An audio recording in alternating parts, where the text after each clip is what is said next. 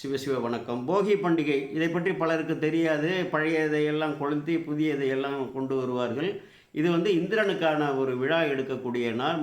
நல்ல மழை வேண்டும், அதிகமாகவும் இல்லாமல் குறைவாகவும் இல்லாமல் தேவையான அளவுக்கு நீர் கொடுக்க வேண்டும் என்று. நீர் முக்கியம் அல்லவா? அதற்கான கடவுள் கிழக்கு திசைக்கான கடவுள் தானே இந்திரன். அதனால் வணங்குவார்கள். இதற்கு ஒரு வரலாறு இருக்கிறது. ஒரு முறை கோகுலத்திலே உள்ள அந்த மக்களை எல்லாம் நீங்கள் இந்திரனை வழிபட வேண்டாம் என்று சொல்லி கண்ணன் சொல்ல, அவர்கள் அதை கேட்டு அவர்கள் வழிபடாது இருக்க, இதனால் சினந்து இந்திரன் என்ன செய்கிறார் என்றால் பெருமழை பெய்து கோகுலத்தை அழிக்க வேண்டும் என்று முனைய, அப்பொழுது கோவர்த்தனகிரியை அந்த மலையை தாங்கி கொடையாக பிடித்து காத்த வரலாறு இருக்கிறது அல்லவா? ஞானசம்பந்த பெருமானை இதை சொல்லி போற்றி இருக்கிறார். பிறகு அவன் செருக்கு தணிந்தவுடன் உனக்கு மார்கழி மாதம் கடைசி நாள் மக்கள் உன்னை கொண்டாடுவார்கள் என்று சொல்ல, இது இந்திரனுக்கான விழா, இது மழைக்கான விழா.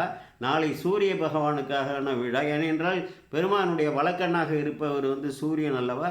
அதற்கு மறுநாள் இந்துக்கள் பொதுவாக கொண்டாடக்கூடிய பசுக்களுக்கும் காளைகளுக்குமான இந்த மாட்டுப் பொங்கல் என்று அதை பொதுவாக இங்கே தமிழகத்திலே நாம் அழைப்போம்.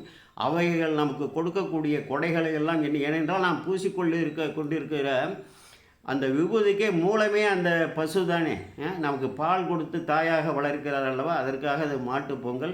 நாளைக்கு சங்கராந்தி, சூரியனை முதன்மையாக வைத்து சிவபெருமானை போற்றக்கூடிய, சங்கரனை போற்றக்கூடிய நாள். கோமல் சேகர் விடைபெறுகிறேன்.